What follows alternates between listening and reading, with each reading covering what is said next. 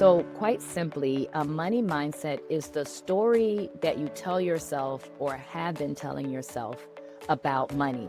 It's how you think, feel, and make decisions about earning, spending, saving, investing. I mean, we literally were just meeting with a client yesterday and we had to help her brainstorm ways that she could spend her money because she's never going to run out. I figured out a while ago that most of being an adult is just trying to unlearn all the bad behaviors and mind stuff that you picked up over the course of your life. It's amazing that especially some of our brilliant, super successful female clients still feel this level of anxiety when it comes to checking their investments, checking their bank accounts, the markets, the economy.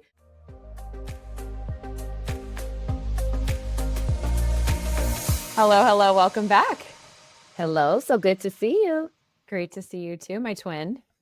Got No. the Rent the Runway jackets going today, blazers going today. Yeah, we were both thinking the same thing this morning. We were. Not surprising. We also have the same nail colors, y'all. Oh yeah, mine's a little different. Yours are fancier. Not surprising.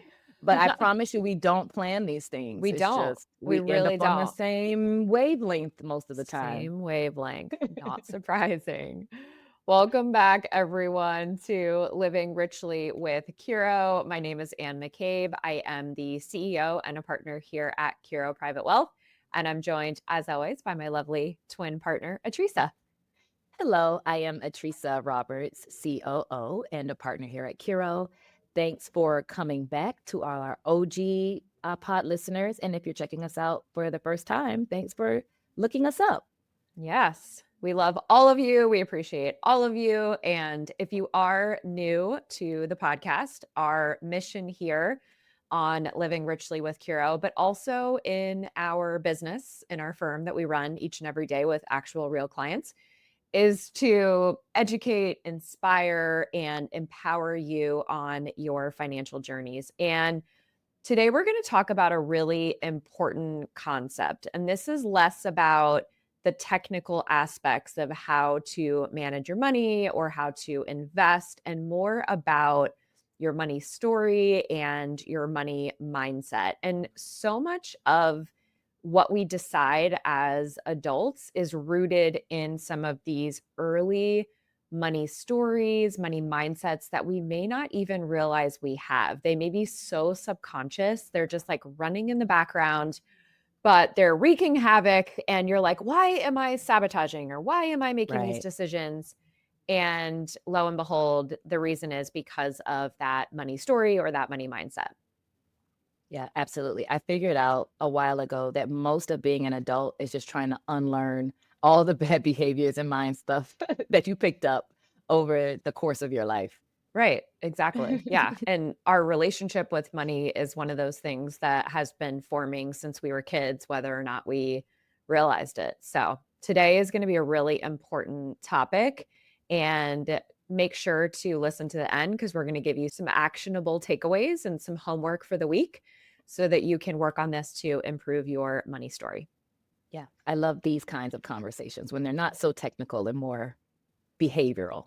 Yes, they're really important. Yeah, because it's like I'm always fascinated with understanding why people do or don't do certain things. And as we've talked about before, it's definitely not a lack of information, right? Like you can Google anything, you can chat GPT anything, and the information is plentiful.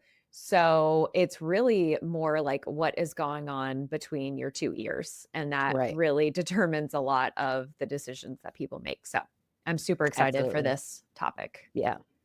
So let's jump in with just talking about what is a money mindset, just so we're all on the same page here. So quite simply, a money mindset is the story that you tell yourself or have been telling yourself about money. It's how you think, feel, and make decisions about earning, spending, saving, investing. And then here's the challenge to the mindset, that it's rarely ever logical.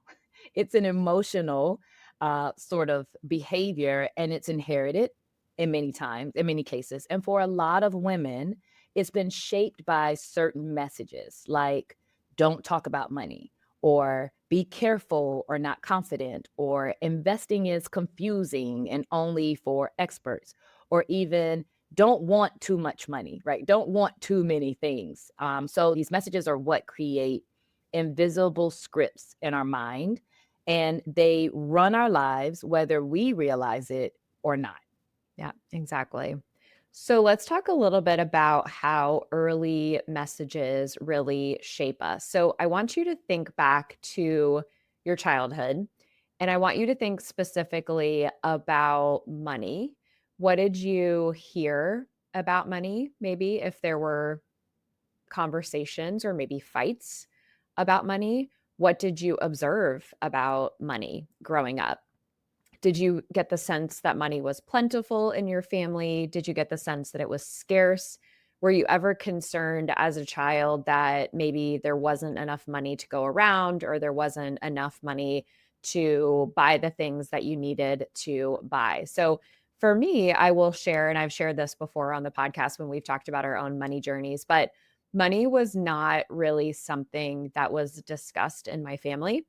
And I love my mom and my dad dearly, and neither one of them is very good at managing money. And for me, I always felt like we had these like almost like boom and bust cycles in our family where sometimes I can remember feeling like money was plentiful and, I think back to like certain Christmases where I feel like we were doing pretty well. And then I also remember times when I feel like money was really tight. And so it was a little confusing. But because we never really had the conversations about it, I never, as a child, I just never really knew. There was always this level of like uncertainty and Right. discomfort with money. Yeah. Growing up for me, and it's probably because my dad was a finance manager for a credit union. So because his job was money. Now, I don't remember us having conversations as like a family about money, but I do remember seeing behaviors, right? Like my dad had this process where he would sit down at the kitchen table and write out all the checks for the bills for that month. And I remember asking him about the check register and what information went into it. I think sort of about how I felt about money, I never felt that it was plentiful. I always knew that money was a precious resource. My parents would be very clear about telling us when we couldn't afford something, like we can't do that because we can't afford it. But of course, I guess I was blessed enough to never feel like it was so scarce that we had to go without. But it was one of the things that kind of happened around me, but I don't ever remember anyone sitting me down and saying, okay, let's talk about money.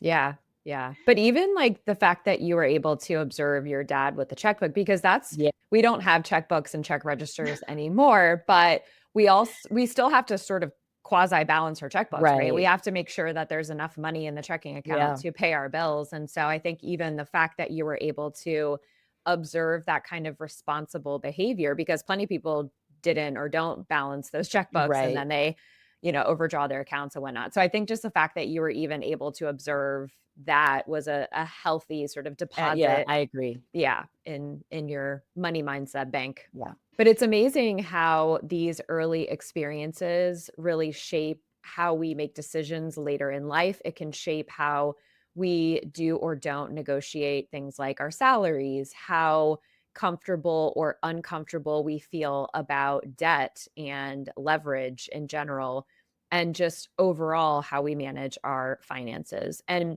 we see this each and every day in our firm. Again, we work with hundreds of clients all across the country, all walks of life, but it's amazing that especially our some of our brilliant, super successful female clients still feel this level of anxiety when it comes to checking their investments, checking their bank accounts, the markets, the economy, even if they are really successful and have lots of wealth accumulated, this like constant fear of spending money because they're terrified that they're gonna run out of money. I mean, we literally were just meeting with a client yesterday, and we had to help her brainstorm ways that she could spend her money because she's never gonna run out, and it's like it's an uncomfortable sort of thing. So we're like, "Do you wanna take the whole family on a trip? Are there any charities that you wanna support?" We're, like, literally sitting there, brainstorming about ways that we can help her spend her money. So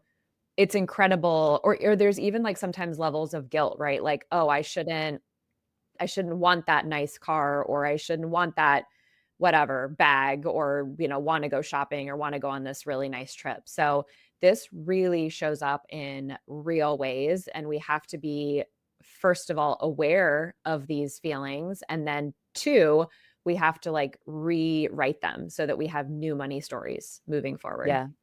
Absolutely. I mean, I feel exactly the same. If I'm having a conversation with a client about encouraging them to spend, it's probably a woman. Yep.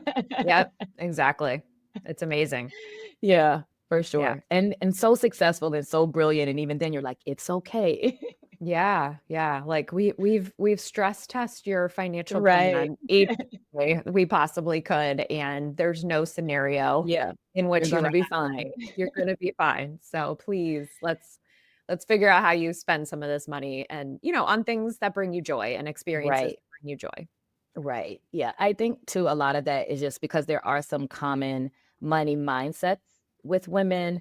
And I think a few of the ones we see a lot is I'm not good with money. That's such a common story that people tell themselves about money. I'm just not good with money. Like, well, what does that even mean? Right. When we get to the heart of it, what does that mean? Or I shouldn't want too much, right? So we've been taught to equate ambition with greed, and it can be detrimental to our mindset around accumulating wealth. But wanting financial independence is not selfish, right? It's not a greedy cause. It's how you build impact in your life and how you create freedom to be able to make choices.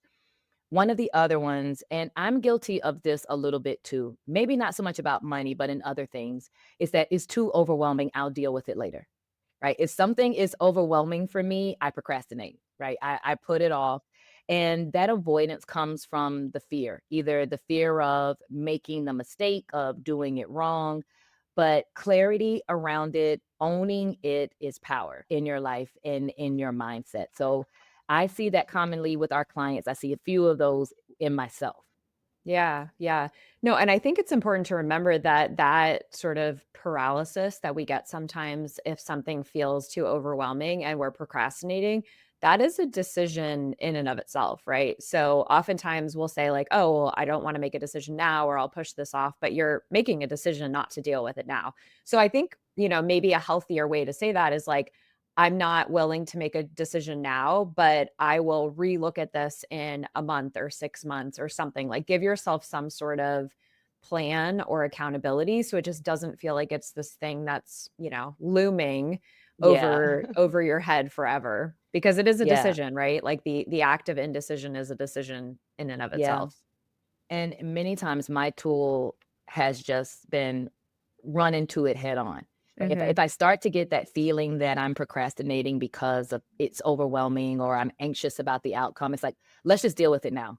Right? Let's Yeah. deal with the discomfort now and get it out of the way. And then we never have to think about it again, or at least Right. not for the foreseeable future.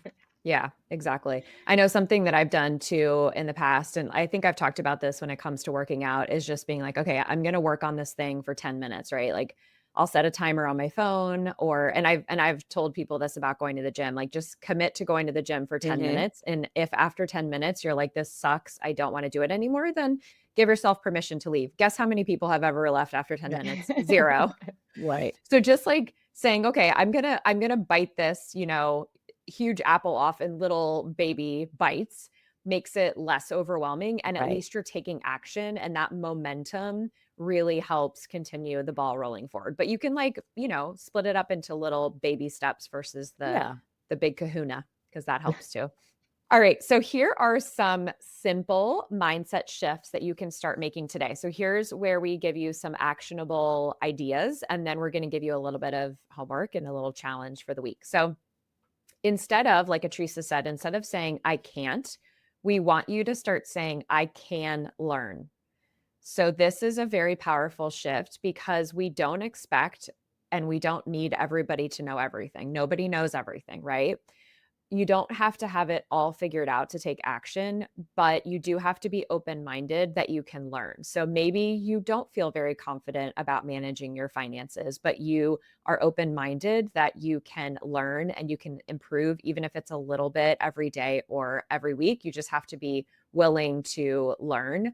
That's the key. So, second, from I shouldn't to I deserve to. So, you deserve to invest in yourself. You deserve to feel joy in your life. You deserve to feel fulfilled. And whether that's a special trip that you want to plan, whether it's investing in yourself and your own education, or investing in creating a financial plan for yourself or your future, these are all things that you deserve to have. So, change it from I shouldn't or I feel guilty to I deserve to do this for myself. And then lastly, as we were just talking about with procrastination, which we are all guilty of, we want you to change the narrative from I'll do it later to I'll do it now. And as we said, even if it's taking small little steps, and as Atricia said, just like hitting it head on, taking that action will make you feel more confident in the thing and make you feel like you're making progress. And that is one of the most important things when it comes to money mindset is having that confidence in yourself. For sure. Again, confidence is gonna be so instrumental in how you decide to handle and deal with money going forward, is that you feel capable of being able to do it. Yeah, exactly. All right, y'all. So here's our challenge for you. You ready? Let's do this. So here's Yes. our challenge. It's not a big ask. Don't worry. Don't get, nervous. But here's our challenge for you. Number 1, we want you to write down one money belief that you have had since childhood. Something that you grew up with, maybe you inherited it from your parents, but we want you to write it down because there's power in actually writing this down or type it, whatever. We just mean like get it down versus just thinking about it in your head. 2, we want you to ask yourself about this specific belief that you just wrote down. Is this helping me or is this holding me back? And then number 3, if you determine that it is not helping you and it is in fact holding you back, we want you to replace it with a new belief that serves you better. And here's the amazing thing. You get to choose what that belief is, right? Write it down. And then the key is you have to repeat it over and over again, right? It's not enough just to write it down and be like, oh, okay, I've had this belief for whatever, in our case, over 4 decades. And now I'm just going to like have a different belief. That's not the way it works, unfortunately. We need you to like do some work to really like change those pathways in your brain. But if you do repeat it over and over again, it will become your new belief. So that's the exciting thing is you do have the power to rewrite these mindsets. Yeah. I love that. I have a, one I'll share personally. I shared this with you, I think, offline, but my sister has created this new money mindset for herself, in that you have to let money flow. Yep. That if you grip money too tight in your hand, it can't get in or out. So you Yep. have to be open and allow money and resources to flow, because that's the flow is how you also spend it, but it's also how you receive it. So just Mhm. sharing that little one she recently adopted I in her love it. money mindset. Yeah, I love it. I Yeah. totally believe in that too. It's super Yeah. powerful. So yeah, like as we've said, if one of your money stories is I'm bad with money or I don't understand money or it's too confusing, just replace that with I'm learning to Mhm. manage my money with confidence. I'm Yes, I learning love to that one too. manage my Very money. simple. Yeah, very simple. Just repeat it over and over again and really like feel it, Yeah. feel it, like believe it. We have just a bit of a truth bomb, I guess is what we'll call it, to share with you. I think it's very powerful. And it's that your net worth will never grow more than your self worth. So, creating, keeping, and growing wealth, it starts with believing that you are capable, worthy, and allowed to build the kind of life that you dream of. I'm going to say that again. You're capable, worthy, and allowed to build the kind of life you dream of. It's not really about the money, right? It's about having choices, having freedom, having peace of mind that you can provide for yourself, provide for family, and make an impact in the world around you. Love that. We need to like create some Curo swag Yeah, yeah. with The your net worth merch. will never the merch. Your net worth will never grow more than your self-worth. So good. Awesome. All right. Well, we'd love to hear from you all. We are on Mhm. Instagram at Curo Private Wealth. So if you are willing to share any maybe takeaways from this episode or any money beliefs that you've identified that are holding you back and that you are committed to changing, we'd love to hear from you on Instagram. So please feel free to tag us. And what do we have for a closing thought today, Atricia? Yeah, mine is really simple. So when listeners and viewers get this, it'll be the Tuesday before Thanksgiving, I believe. So my closing thought is just about gratefulness and thinking about the Thanksgiving holiday as an opportunity to share with family, right? It's more than just about eating turkeys, but an opportunity to share with family, to maybe even give back in communities. I'm going to do some community service for Thanksgiving this year, but we've had a challenging year and I feel like it has been in fast forward, right? We have a lot of our clients who have been impacted by so many things in 2025. But I think that there's always an opportunity to find something that you're grateful for and thankful for. And the Thanksgiving holiday is always just a good annual reminder to really lean into that. When I was growing up, my grandmother, before we could say the blessings, that we had to go around and everybody had to share one thing We that do that they're too. thankful for. We still do that. Yep. So maybe, just some encouragement to adopt that. Just think, as we go through the next few days and you're traveling to be with family or preparing to host family, just take a moment to stop and think about at least one thing that you're really grateful for this year. Hmm. I love that. I'm grateful for you. I'm so grateful for you. You're the best partner ever. You're the best partner ever. I know people are so I annoyed know. by I it. was like, I know people are like, oh, here they go again. Here's the love fest. Yeah, the A-Team Love Fest. 18 love fest. Sorry, y'all. We try not to do it every week, but we just can't Yeah. help ourselves. Yeah, listen, it is what it is. Yeah, exactly. Our listeners get it. Our Yeah, viewers get it. they do. They do. Okay, so I have something a little different. I've been thinking I've been thinking a lot about communicating and, we're doing this leadership course together with our operations manager as well, which has been really, really fun. And so I've just been thinking a lot about how to communicate properly and better and how to, make sure everybody's on the same page and rowing the ship in the same direction. And one of the things that I've come across that I think is a really helpful tip, and I think it specifically helps if you have to potentially give some negative feedback to somebody, or perhaps there's a conflict that you're dealing with. And the idea is that you really try to kind of dig in to understand what is the problem and why is the problem occurring, not attacking the individual person. So we were talking about this the other day about just the importance of asking questions and getting curious and really focusing on the behavior if it's something that you have to give negative feedback on, as opposed to the person. Like, what is the issue as opposed to the person? So it's been something that I have been thinking about. I've actually been sort of practicing and using my kids as guinea pigs of like, I've been nagging them for so long about like cleaning up after yourself, or like when you get home from school, don't just like dump all your crap in the hallway, that kind of thing. And I'm like, how could I do this differently? Like, how could I change my strategy here to maybe get through to them a little bit better? So that's what I've been thinking a lot about and, practicing.